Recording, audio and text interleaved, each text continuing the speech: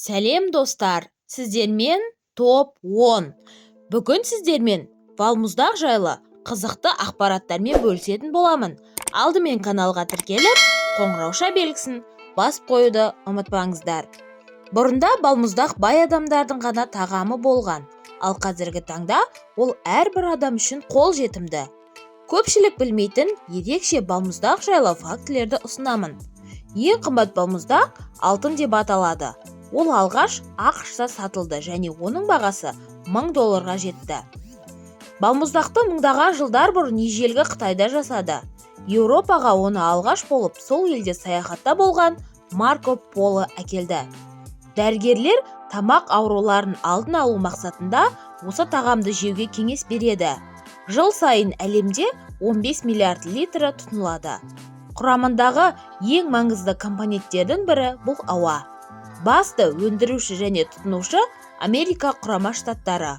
Орташа есеппен алғанда, әрбір америкалық жылына 20 килограмм балмұздақ жейді екен. Ғылымдар ол адамның көңіл күйін көтере алатын дәлелдеді.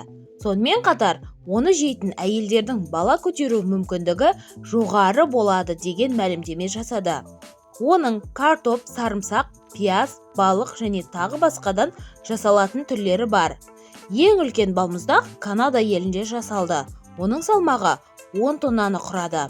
Эскимо деп аталатын түрін алғаш Кристиан Нельсон есімді кондитер жасап шығарды. 2007 жылы америкалық халық балмұздақтарға $12 миллиард ақш жұмсады.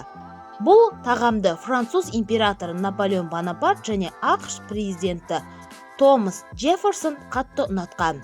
Құрамындағы қант оның қорытылуын баяулатады. Жер бетінде ең көп таралған түрі ванильді балмұздақтар. Португалияда үй жануарларына арнап қантсыз балмұздақтар өндірілді. Мексикадағы ең танымал десерт қуырылған балмұздақ. Ресейде балмұздақтан тұратын ақшақар жасалған. Оның биіктігі 2 метр, ал салмағы 300 килограмм болады. Ең арзан тұратын түрі көмірден жасалған балмұздақ. Видеоларым қызық болса, маған тіркеліп, қазақша контентті қолдап кетуді ұмытпаңыздар.